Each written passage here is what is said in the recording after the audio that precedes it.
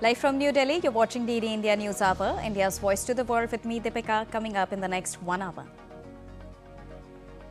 Prime Minister Narendra Modi hails Union Budget as historic, says it lays out a clear roadmap towards Viksit Bharat by 2047 and gives fresh momentum to India's reform push.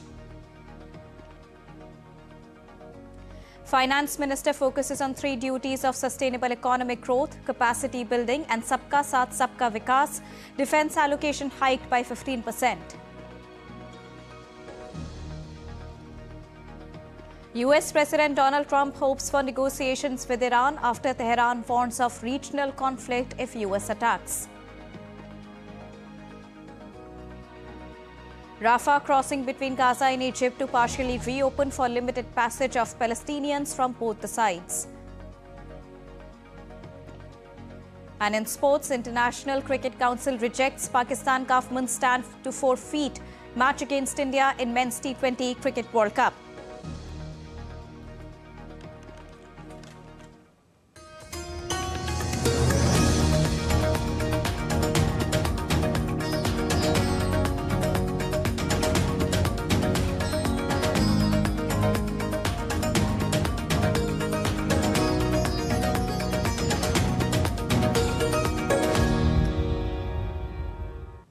Good morning to all the viewers joining us at this morning broadcast. To begin with the Union Budget.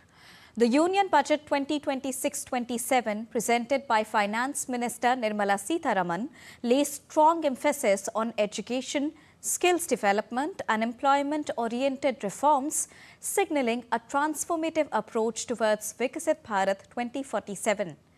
Congratulating Nirmala Sitharaman, Prime Minister Narendra Modi hailed the budget, saying it embodies the vision of trust-based governance. Terming it as a distinctive budget that prioritizes reducing the fiscal deficit and containing inflation, Prime Minister Narendra Modi said it balances high capital expenditure with robust economic growth. ये budget trust based governance और human centric अर्थरचना के vision को साकार करता है। एक ऐसा unique budget है जिसमें फिस्कल डेफिसिट कम करने, इन्फ्लेशन कंट्रोल करने पर फोकस है और इसके साथ ही बजट में हाई कैपेक्स और हाई ग्रोथ का भी समन्वय है। Prime Minister Modi also called it a youth power budget, saying that it embodies the thinking, dreams, resolve and dynamism of the youth. यह युवा शक्ति बजट है। उसमें युवा की सोच भी है, युवा के सपने भी हैं, युवा का संकल्प भी है और साथ-साथ युवा की गति भी है।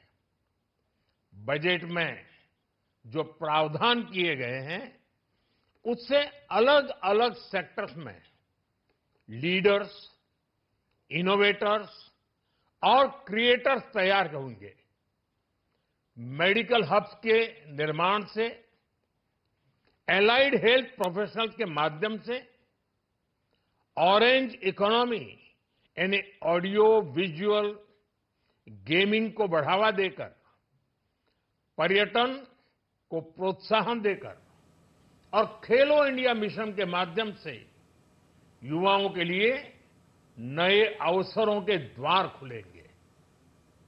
Nirmala Sitharaman said the budget 2026-27 is the first one in the second quarter of the century, leading towards the vision of India becoming a developed nation by the year 2047. Addressing the post-budget press conference in New Delhi, Finance Minister said that the budget places medical and health education at the centre of India's next phase of healthcare expansion.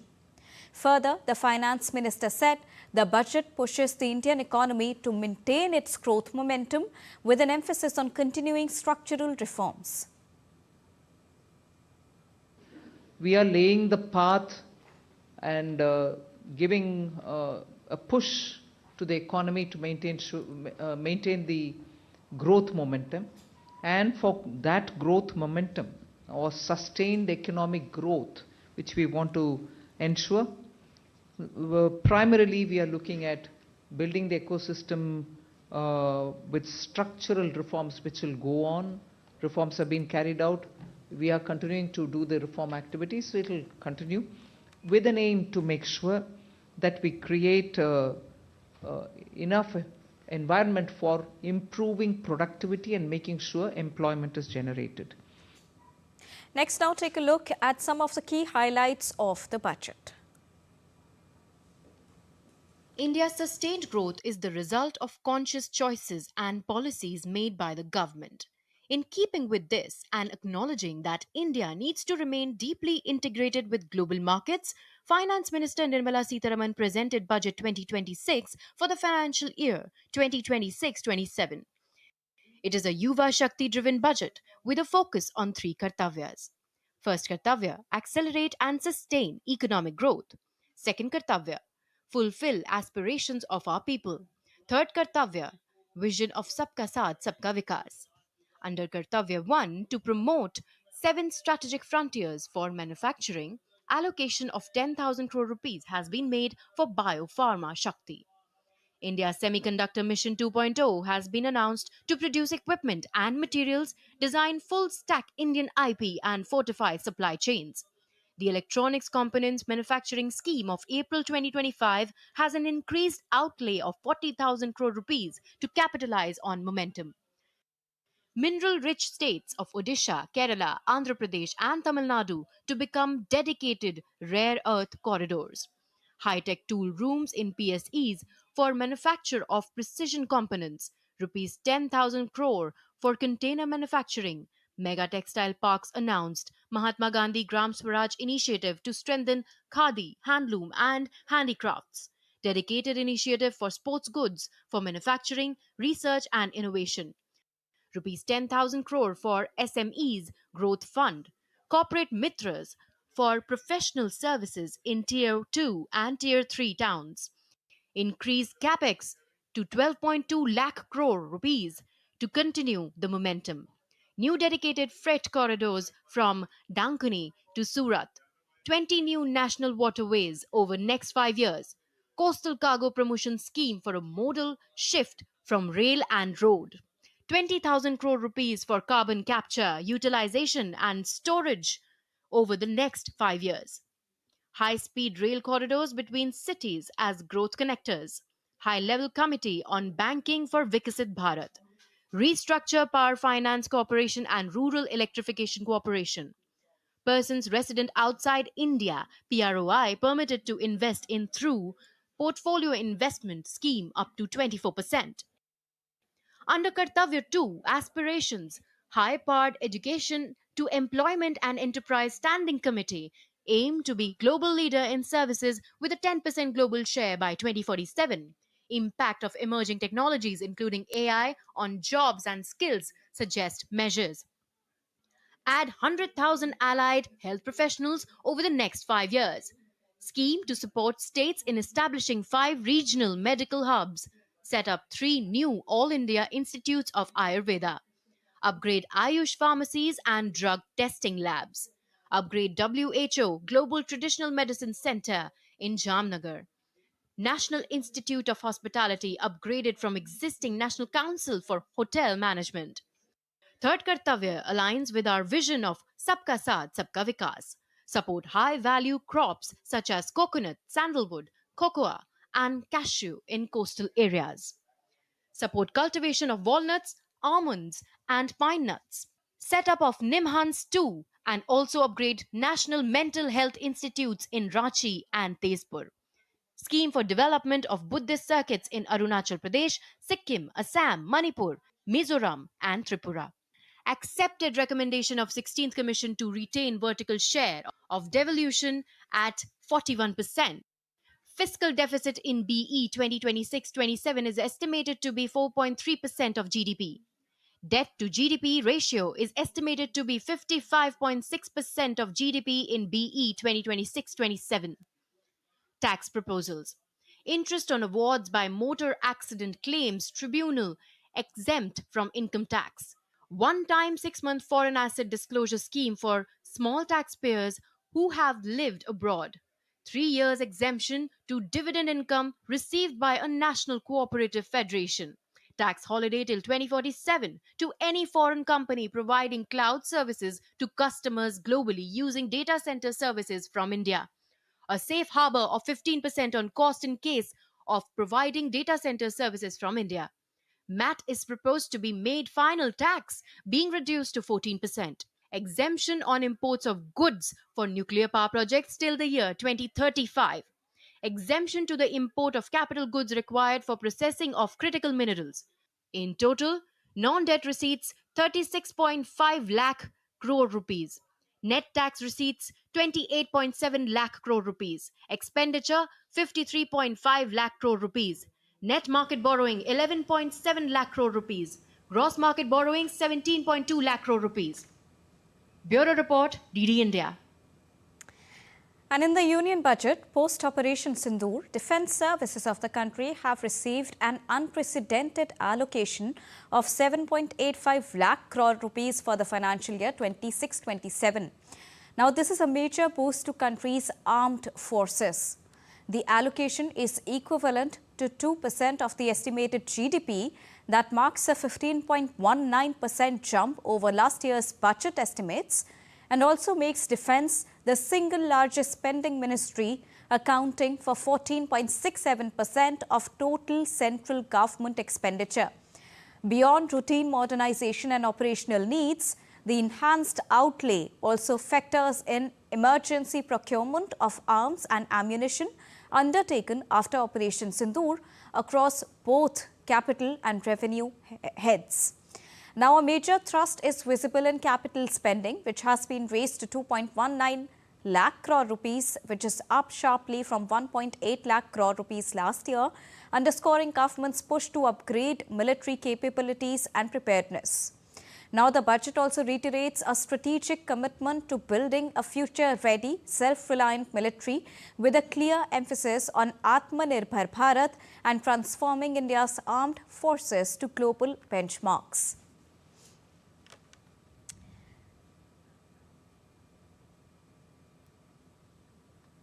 And in a major push for tech-driven agriculture, Minister Sitaraman announced the launch of Bharat Vistar in the budget. The budget emphasized high-value agriculture, allied sectors and technology-led farming. DD India's Tanvi Taneja reports.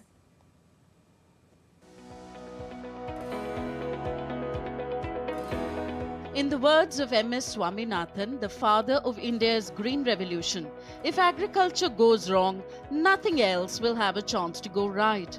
The Union Budget 2026-27 emphasized high-value agriculture, allied sectors and technology-led farming.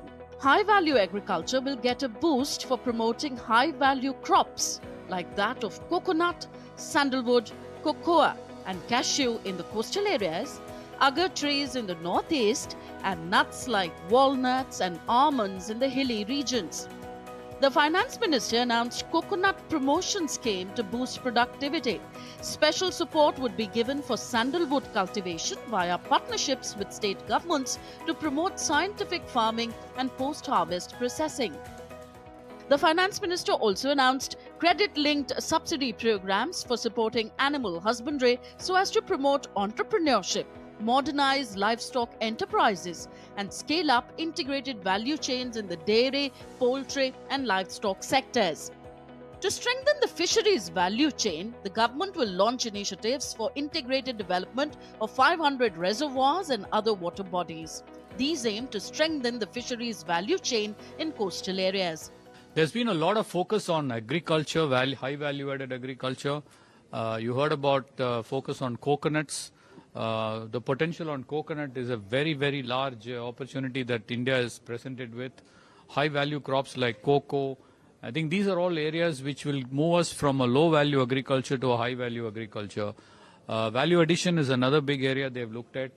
I'm also very impressed with the focus on the fish farmer-producer. The impetus they are giving on cultivation of fish through women-led farmer-producer organization is very important. Sitharaman also announced the launch of Self-Help Entrepreneurs or She-Marts, a new initiative for rural women-led enterprises run by self-help entrepreneurs and owned by the community. In a major push for tech-driven agriculture, Finance Minister Sitharaman announced the launch of Bharat Vistar, a multilingual AI tool set to integrate AgriStack portals and ICAR's agricultural practices with advanced AI systems, transforming how farmers access resources and make better decisions. All these initiatives target the 46% Indian workforce reliant on agriculture, marking a significant leap in precision farming, especially of indigenous dry fruits. I think the government has announced some very good measures to boost the domestic production, processing and marketing of indigenous dry fruits. There have been specific instances and mentions of the walnut supply chain, the almond supply chain and the cashew supply chain.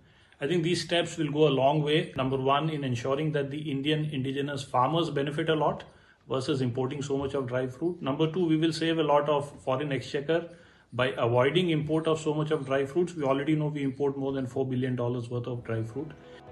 The overall aim is to strengthen rural ecosystems, enhance farm productivity, and encourage rural women-led enterprises to align with the larger goal of making India developed by 2047. Tanvi Taneja for DD India. Now, discussion on the motion of thanks on President's address will begin in the Lok Sabha or the lower house of the Indian Parliament today. Union Minister Sarbanand Sonowal will start the discussion from Bharatiya Janata Party or the BJP. Tejasvi Surya will second the motion. A total of 18 hours has been allocated for the discussion. Prime Minister Narendra Modi is likely to reply on the 4th of February.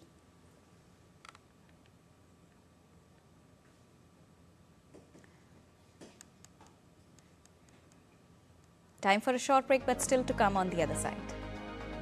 After the break, we'll get you a rounded perspective on T20 Cricket World Cup India versus Pakistan's latest development with expert analysis. India booked their place in semi-finals of ICC Under-19 World Cup with 58-run victory over Pakistan in Super 6.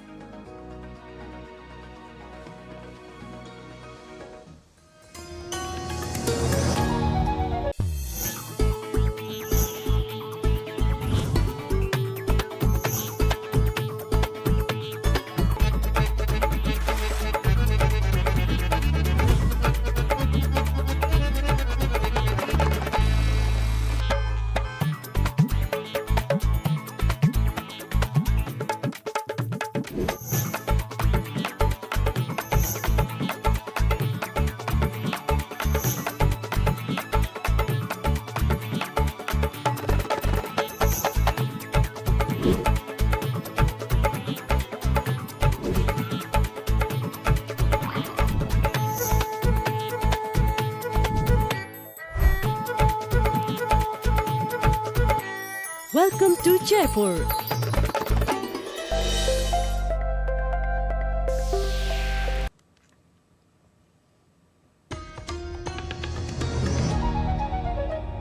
Welcome back after that short break. You're watching DD India News Hour. Well, the International Cricket Council on Sunday issued a statement taking strong objection to the announcement by the Pakistan government about forfeiting the T20 World Cup match against India. The ICC took note of the statement that the government of Pakistan instructing its national team to selectively participate in ICC Men's T20 Cricket World Cup 2026. While the ICC has made it clear that this position of selective participation is difficult to reconcile with the fundamental premise of a global sporting event where all teams are expected to compete on equal terms per the event schedule. ICC had said that this decision is not in the interest of the global game. Well, the World Cricket Body further sent a word of caution, hoping that the PCB will consider the significant and long-term implications for cricket in its own country, as this is likely to impact the global cricket ecosystem. Pakistan is placed with India in Group A. The government of Pakistan announced on Sunday that their national team will not take the field against India. Now, there has been not any official statement by the Pakistan Cricket Board so far on this. Now, former Indian cricketers have come down heavily on this, and Madan Lal, one of the former cricketer, said that Pakistan's decision of not playing against India in the upcoming ICC T20 Cricket World Cup, scheduled for the 15th of February, warns of serious consequences for Pakistan cricket for boycotting the India match. Now, the former Indian cricketer added that Pakistan is damaging their own cricket with this sort of decision. Take a listen. I think Pakistan, जो government है या PCB है, they're all damaging their own cricket. It's not going to solve their problems. Someone has to be there to think right, you know. End of the day, who suffers? Bangladesh is going to suffer, and you're going to suffer. The show will go on. The show will not stop. Absolutely, the show will go on. And to get you more on this, I'm joined by DD India correspondent Meher Raj. Good morning, Meher. He's joining us from the newsroom. Take us through the key highlights of the ICC statement that the ICC have issued so far after Pakistan government statement on the ICC T20 Cricket World Cup match against India. Meher. ICC has strongly hit back at Pakistan, who are not going to play the match against India in the upcoming T20 World Cup. One of the key things in this statement is that the ICC has highlighted that it is against the basic principles of the global sporting event, which is that all qualifying teams must participate under that common schedule. They have also highlighted that it goes against the sports spirit and also the sanctity of the tournament. It is also strongly against the welfare of the global event and also the millions of fans who are going to watch the game worldwide. And basically what PCB has done is that they have dug their own grave with this, because what they're looking at is possible sanctions and fines and heavy revenue losses if they finally decide to pull out of the game. And even we could have even look at the NOCs which are issued for the overseas players to take part in the PSL, could also be hampered with this decision. So overall what we are looking at is that PCB thought that they might be 2 steps ahead with this one, but they have actually gone 4 steps behind. So the ICC has also said that it expects PCB to take a step and reconsider this decision to get to a mutual solution to the earliest. All right. Thank you so much, Meher, for joining us and getting us the latest on the important pointers from the ICC. And now let's give you a rounded perspective. To get you an analysis of this, I'm joined by Mr. Vimal Kumar, who's the senior sports journalist. Good morning, Mr. Kumar. Thank you so much for joining us at this morning broadcast. Now, this latest statement comes after Pakistan, first of all, demanded for a neutral venue. And now they are saying that they're going to play selectively, which is completely against the fundamentals of any international game, and ICC being the highest, the biggest body for organizing international cricket. It is beyond the revenue system. It is more to do so with the spirit of cricket itself, isn't it? Absolutely. First of all, my pleasure to be on your show. And this is actually, if you look at, like Pakistan has been slightly smart in this sense. Pakistan in the sense, I'm saying Pakistan Cricket Board. If you look at, they have just gone, behind the statement of their government. PCB so far hasn't officially communicated to ICC that whether they intend to pull out from the India game. Possibly, some of the insiders I spoke to in Pakistan cricket, they are suggesting that PCB just trying to test the water, how ICC can react, and they are just trying to figure out, is there going to be serious consequences? And I'm told that ICC, that's why ICC took the preemptive action. Normally, ICC doesn't react unless and until the concerned cricket board communicates them formally, which in this case PCB hasn't done. And yet ICC doesn't want to lose the time. And if you look at the statement of the ICC, they have been very polite, they have been very measured, but at the same time, in the end paragraph, they have certainly, if I may use the, they have certainly threatened Pakistan as well. If you choose to walk the talk, like PCB, if they choose to walk the talk, there will be severe consequences. Severe consequences, like, see, now everyone is fed up. I will tell you the about the BCCI, ICC, and other parties. This has been going on for last couple of years, especially the antics of PCB, the drama. Every time there is a Asia Cup or there is a World Cup, they keep doing this thing. This time, I think they have been misled by some of the insiders in PCB that, this is the best chance because the star broadcaster is an Indian broadcaster. You can pull the pressure and all those kind of stuff. But let me tell you one figure.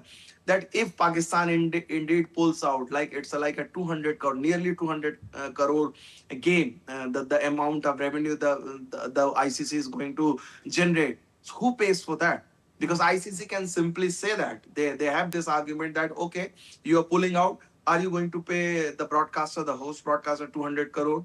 If they say no, there is a possibility because Pakistan is getting the fourth most revenue from this ICC World Cup. So that will be also cut down. Besides, if ICC wants, they can obviously easily approach England and Australia Cricket Board and other top cricket boards that you should stop issuing NOC, no objection certificate, to the players who are going to participate in PSL, Pakistan Premier League. So this Pakistan Super League, beg your pardon. So these are the sort of measures. So, but ICC just they have tried. They ICC is still confident that PCB will take a U-turn. In this case, PCB hasn't made their stand clear. The Pakistan the Pakistan has issued a statement on X. So I feel in the next 24 hours are very crucial. If Pakistan indeed walks the talk, I think this is going to be a very, very serious, crisis, not for international cricket as much, but Pakistan cricket. Because I think then the Pakistan will be isolated completely. This time ICC is not in the mood of tolerance. That I can say you as of now. Unfortunately, the players have got no say. Now, recently, the Pakistan cricket captain made a statement that we cannot do anything regarding this and we have to abide by the rules, by the statements laid by the government of Pakistan. How unfortunate this is for the domestic cricket of Pakistan, and of course, they are at the losing end. Indeed, and they were honest. Salman Ali Agha, I heard his press conference when he was asked this question, and he was quite candid about that. And if you can see his statement, you can sense that players want to play the game and they understand that if PCB pulls out from the World Cup, the consequences they are going to face will be severe, and it is the players who are going to be affected, like what happened in Bangladesh Cricket Board stand against ICC. Because there is an election in Bangladesh on 12th February, the new government will come, their stand will change, but the players, a lot of players have lost the chance of playing a World Cup. That was severe. The same thing Pakistan understand, the Pakistani players understand. If their board indeed pulls out, the economic sanctions, the ban on some of the major ICC tournament, Asia Cup, and even PSL will lose its chance. So who is going to be affected? Is the Pakistani players. Look what has happened in the last 10, 15 years. Pakistan is the only nation which is not playing in IPL, and how their cricket has gone down. There was a time when Pakistan used to be a very competitive team, one of the top teams in the world. Nowadays, if you look at the Under-19 World Cup, India is facing Afghanistan in the semi-final. Pakistan failed to reach the semi-final yesterday. So they are not even one of the top teams in Asia. The standard has gone down. Why? Because they have not been playing cricket with the Indian cricket team.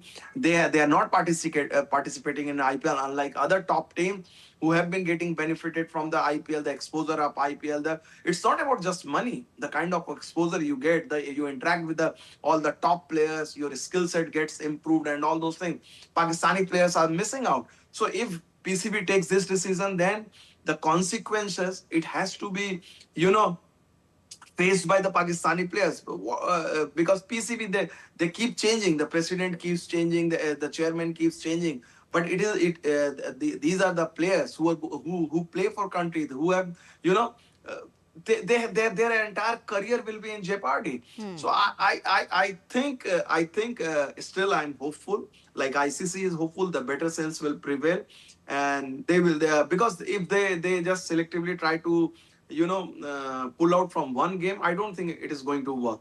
Maybe in other times it could have. They are giving the logic that in past there has been precedent, like 1996 World Cup when Australia and West Indies refused to travel to Sri Lanka, and then the joint Indo-Pakistan team went there and played a game in the name of solidarity, or the 2003 World Cup in Zimbabwe when England and New Zealand refused to go to Zimbabwe because of obviously political reason. They are giving these examples, but they have forgotten that the times have changed. the contract are watertight. There is a tripartite contract between ICC, BCCI, and PCB, where it has been clearly stated that they can't refuse the ICC matches at the neutral venues. That's why Pakistan. Had Pakistan were coming to India, maybe there was a logic. Since it is happening at a neutral venue, Right. on what ground they are going to refuse? So these are the very important question, and PCB will find it difficult to answer that, to convince ICC that yes, they are fine by boycotting one India game.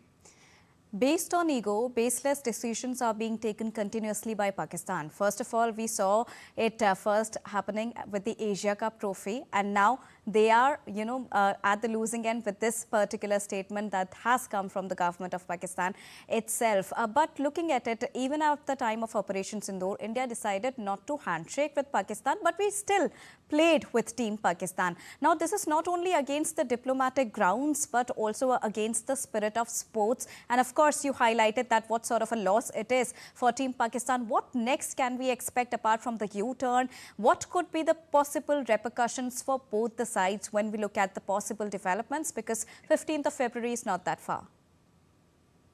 I think that's why Pakistan is PCB is trying to just test the waters, and I think eventually they will have to fall in the line, because this is something they just can't afford. They simply can't afford, and I hope, because I understand a lot of Pakistani players, the former players, some of the sensible players, they are just trying to convince PCB. Listen, yes, there are political issues, there are tension, there are issues, but let's not, at this juncture, we can't afford. India can afford. India has the power, India has the might, India has the economy. If India decides to boycott a tournament, they can get away with that. Nowadays, the situation is like that. The former superpower like Australia and England, they are no longer calling the cards. So it's ultimately busy, and you have to respect that. Bangladesh has seen what has happened with them, and subsequently they realized they are not going to challenge the ICC decision. They stopped at that by boycotting the World Cup. So I think good sense will prevail if indeed Pakistan goes ahead with that, PCB goes ahead with that, because you cannot rule that out, because there has been a suicidal tendency. If you look at so if they are going with that, they should be prepared for severe backlash economically, cricketing wise, and I think the Pakistan cricket that will be what do you say? They will be damaging their own cause. So I don't think any sensible cricketing nation should be doing that. And they are aware of that. It's not that suddenly if we know so much about that, ICC has made it clear, BCCI has made it clear. So everything is crystal clear what is going to happen. And still, if you decide to defy the world body, the governing body, the supreme body, I think, I don't know what to say, because this is going to be like, how do I put that? Like, this is again societal step for the PCB. Or maybe an internal uproar as well against, the decisive factors and the authorities who are taking such sort of decision, because this is also playing with the future of the cricketers, the domestic cricketers of Pakistan. Well, thank you so much, Mr. Vimal Kumar, for joining us and getting us a rounded perspective on the latest development. We are hoping for a positive solution to the same. Now, spinners Ayush Mhatre and Khilan Patel start with ball as India defeated Pakistan by 58 runs in the Under-19 Cricket World Cup match in Bulawayo to book a semi-final berth. Both the bowlers took 3 wickets apiece to bowl Pakistan out for 194 runs and secure a commanding 58 runs victory. Pakistan struggled throughout their innings, failing to maintain the required pace for a semi-final spot and eventually collapsed under pressure. Earlier, Vedant Trivedi anchored India's innings with a determined 68 runs as they reached 252 runs on a challenging pitch. India will face Afghanistan in the second semi-final in Harare on Wednesday.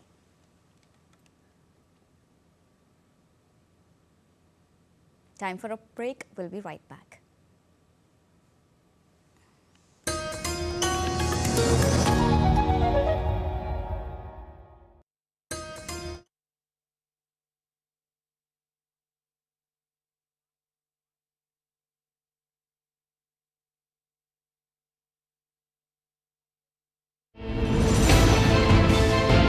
geopolitics and trade deals. Economic challenges amid development. Hard work and the path to prosperity. It's the economy always. Between walkers, money is what money does and says. Supply creates its own demand. Between the bulls pulls and bears tears. When supply chains globalization and India rises to the podium. We'll get you centered with the economic brief at 8 p.m. every Thursday on DD India.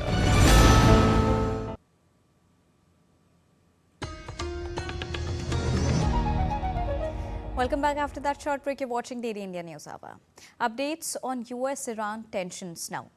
US President Donald Trump on Sunday said he hopefully expects the United States to reach a deal with Iran after the country's supreme leader warned that any American attack would trigger a wider regional conflict. Trump on Sunday downplayed comments from Iran's supreme leader, warning of a potential regional conflict, stating, "We have the biggest, most powerful ships in the world over there, very close." The remarks came as top US and Israeli military officials held a closed-door meeting at the Pentagon on Friday amid growing tensions with Tehran. We have the biggest, most powerful ships in the world over there, very close, a couple of days, and hopefully we'll make a deal. If we don't make a deal, then we'll find out whether or not he was right. Meanwhile, Iranian Supreme Leader Ali Khamenei has warned that United States that any attack on his country would result in a regional war. Khamenei said the US wants to devour Iran and its vast oil and natural gas resources, adding that what happened during the recent anti-government protests was similar to a coup, since a large number of government offices, banks and mosques were stormed. More updates from West Asia. Rafah crossing between Gaza and Egypt will be reopened on Monday for limited passage of Palestinians from both the directions. After largely being shut for almost 2 years, only Gaza residents on foot will be allowed to cross. Before the conflict, Rafah border crossing with Egypt was the only direct exit point for most Gazans to reach the outside world, as well as a key entry point for aid into the territory. The reopening is a key part of the second phase of US President Donald Trump's truce plan for the Palestinian territory. The reopening is expected to facilitate the entry of a 15-member Palestinian technocratic body, the National Committee for the Administration of Gaza, established under the ceasefire agreement to oversee the territory's day-to-day governance.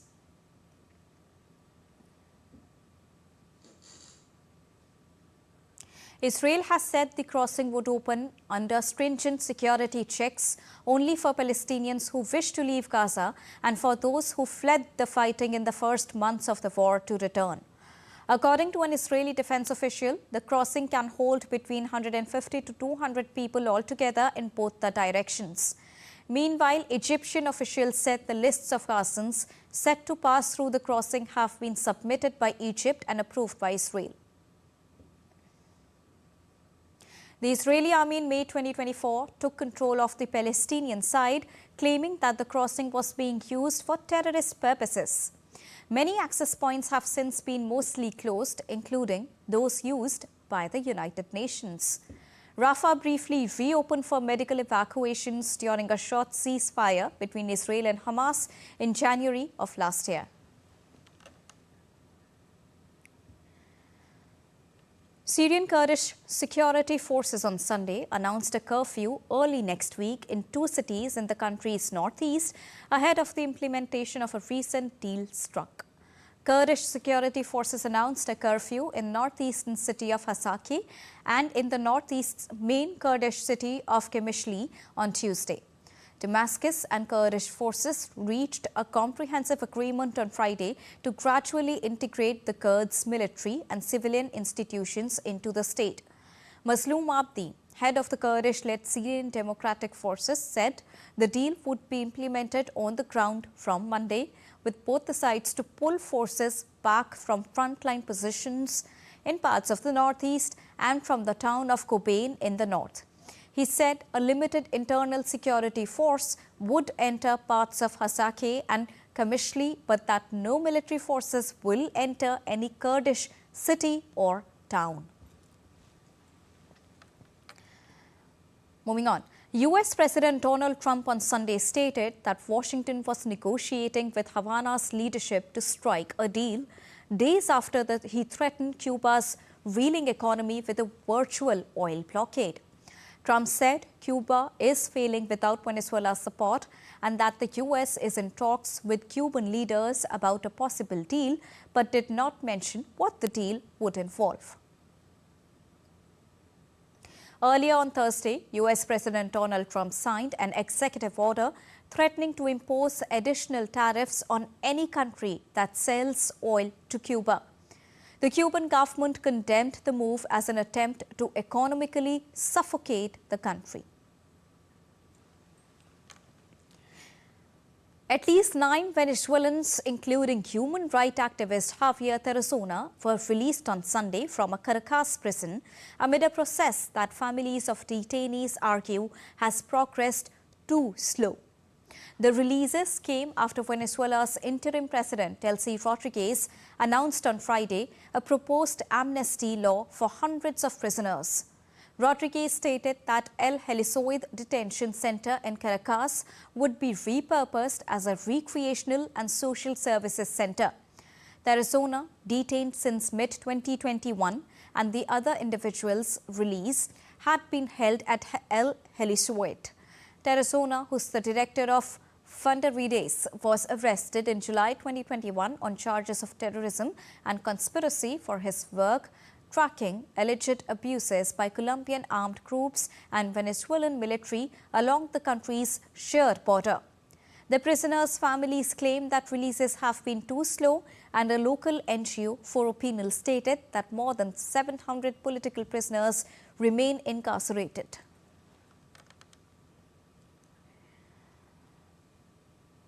In the United States, a 5-year-old boy whose detention in the Trump administration's aggressive immigration raids in Minneapolis shocked the world is now back home. U.S. Representative Castro, a Texas Democrat, wrote in a social media post that he picked them up at the detention facility and escorted them back to Minnesota. Earlier, a federal judge ordered the release of Adrian Arias and his son, whom immigration officers detained during a Minnesota raid. The Ecuadorian boy and his father, who entered the United States legally as asylum applicants, had been held in a detention facility in Texas.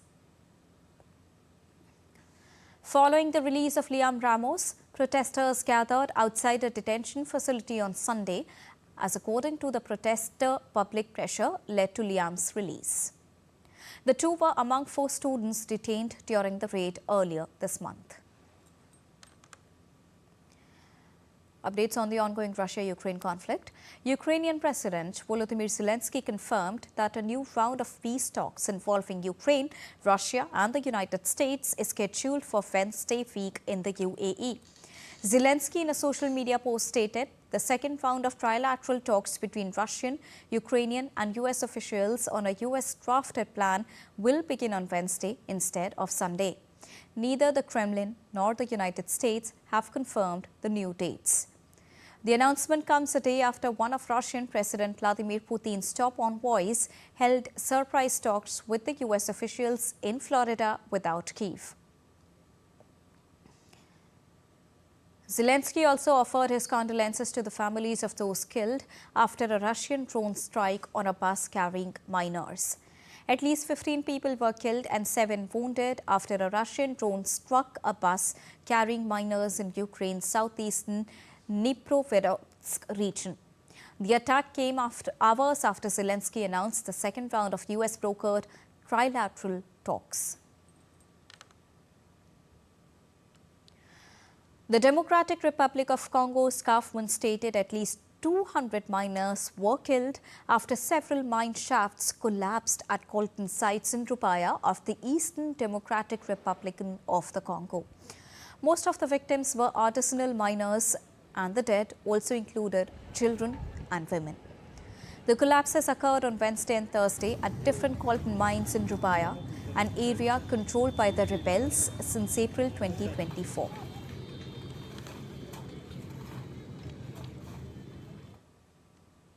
Right-wing candidate Laura Fernandez won Costa Rica's presidential election on Sunday by a landslide victory. Fernandez's nearest rival, center-right economist Alvaro Ramos, conceded defeat. Results from 81.24% of polling stations showed Fernandez winning the election on the first round with 48.94% to 33.02% for Ramos. Fernandez is the second woman to be elected as the president after Laura Chinchilla, who governed from 2010 till 2014.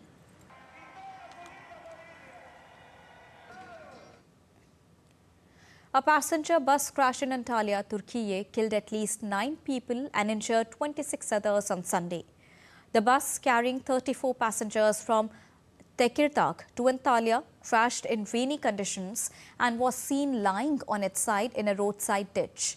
Emergency crews responded to the crash, treating the injured and transporting victims on stretchers, while recovery and investigation efforts continued.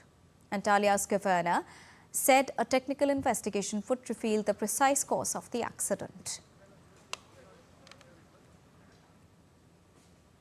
Senior leaders of Bangladesh Jamaat-e-Islami's women wing on Sunday defended the party's ban on women holding top leadership posts, using religious arguments to justify a system where only men can lead. The remarks have drawn strong criticism, with many saying they reflect a deep-rooted patriarchal mindset and disregard for gender equality. Nurunisa Siddiqa, secretary of Jamaat's Central Women Division, said men are the guardians and managers of women, and that, as an Islamic organization, Jamaat does not allow women to become Amir. Quoting the Quran, she described this structure as compulsory, leaving no room for women in top leadership roles. Right activists and political analysts say such statements openly support gender discrimination under the cover of religion. They argue that Jamaat's position keeps women away from real power and presents inequality as something divinely ordered. Siddiqa also questioned the value of women in leadership by pointing to Bangladesh's past female prime ministers. And now let's take a look at other stories making news around the world in brief. A teenager injured in New Year fire at a Swiss bar has died in hospital, pushing the death toll to 41. The blaze broke out last month at ski resort of Transmontana. Authorities says 115 others were injured, with many still receiving treatment in hospitals.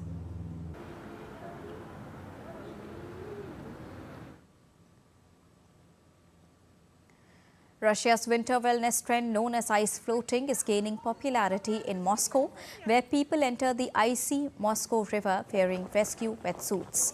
The suits help participants stay warm and feel weightless despite freezing water temperatures.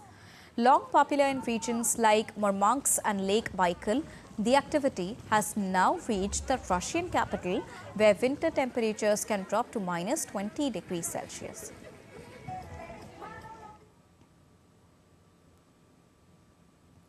Italy's Venice Carnival began on Sunday with a colourful parade along the Grand Canal, filling the waterway with swirling colours.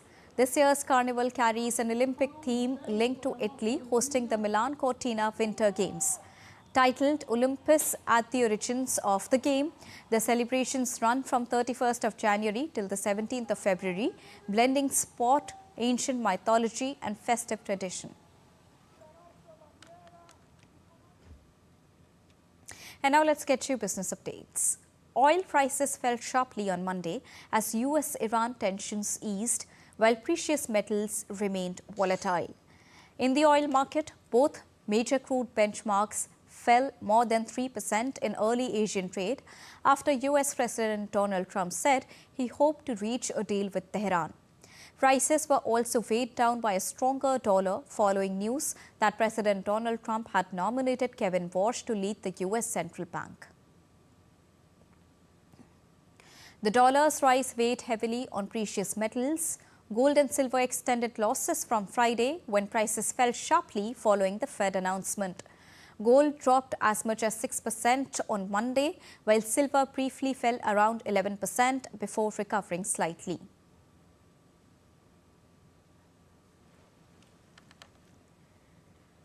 Japan on Monday said they have retrieved sediment containing rare earth elements from depths of 6,000 meters during a recent deep-sea mission. The mission is part of Japan's effort to curb dependence on China for these critical minerals, which are essential for high-tech industries.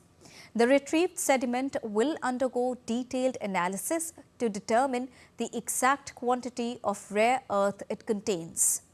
Officials described the operation as a significant step for both Japan's economic security and its broader maritime development initiatives.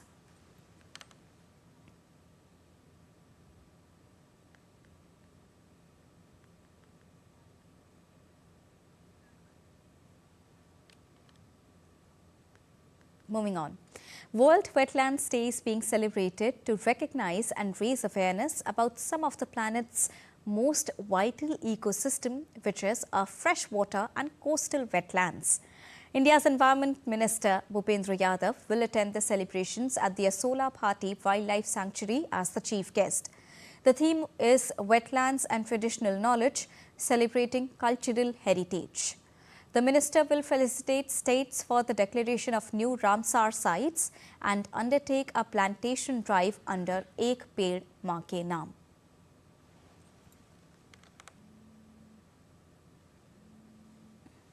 On World Wetlands Day, India strengthens conservation efforts with 2 new Ramsar sites, taking the country's total to 98 wetlands of international importance. DD India's Taposh Bhattacharya with this report. Take a look.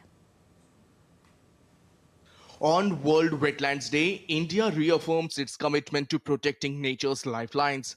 Wetlands play a crucial role in conserving biodiversity, supporting livelihoods, and combating climate change. Adding momentum to these efforts, India has designated 2 new Ramsar sites: Patna Bird Sanctuary in Itaha, Uttar Pradesh, a haven for migratory birds, and Chhatri Dhan in Kutch, Gujarat, a vital wetland supporting rich avian and marine life. With these additions, India's Ramsar network now stands at 98 wetlands of international importance, marking a remarkable growth of over 276% since 2014. As the world celebrates World Wetlands Day, India's expanding Ramsar's footprint highlights the strong push towards conservation, sustainability, and ecological balance. Taposh Bhattacharya's report, DD India. News from the world of entertainment. The 68th Annual Grammy Awards wrapped up on Sunday in Los Angeles, celebrating music's biggest night with top contenders vying for top honors. The Dalai Lama made history at the pre-ceremony, winning the Grammy for Best Audio Book, Narration and Storytelling Recording for Meditations, the reflections of His Holiness the Dalai Lama. Fellow first-time Grammy winner Steven Spielberg also took home the award for Best Music Film for music by John Williams, completing his EGOT, Emmy, Grammy, Oscar and Tony after a lifetime of shaping Hollywood magic. Rapper Kendrick Lamar led the night with 5 victories, including record for the year of his single Luther, while Bad Bunny took home 3 Grammys, including Album of the Year for I Should Have Taken More Photos. Bad Bunny delivered a political message against nationwide immigration raids, and Lady Gaga, who won 2 Grammys, encouraged women in music to fight for their ideas. Billie Eilish and Phineas O'Connell won Song of the Year for Wildflower. Olivia Dean was crowned Best New Artist. Golden from the animated hit K-pop Demon Hunters won the prize for Best Song Written for Visual Media, and top Oscar nominee Sinners won Soundtrack Awards. High-energy performances included Bruno Mars and K-pop singer Rose opening the show. Host Trevor Noah kept the night lively, making it a night full of entertainment and unforgettable moments. Barcelona's iconic Casa Payo is glowing anew as Gaudi's UNESCO-listed masterpiece transforms into a music and light spectacle. The installation is part of a tribute series marking the architect's death centenary in 2026. Let's take a look.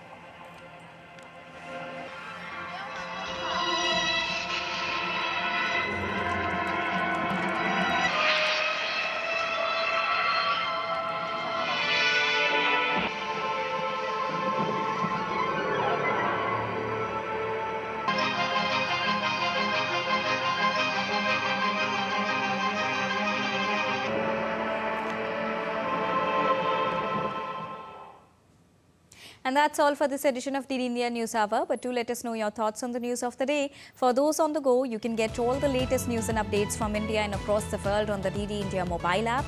The app is available on both Android and iOS platforms. Scan the QR code on the screen to download it right now. We'll be back with more news as it breaks here on DD India. I'm Deepika, and from all of us here in New Delhi, thank you so much for watching DD India News Hour. Namaskar.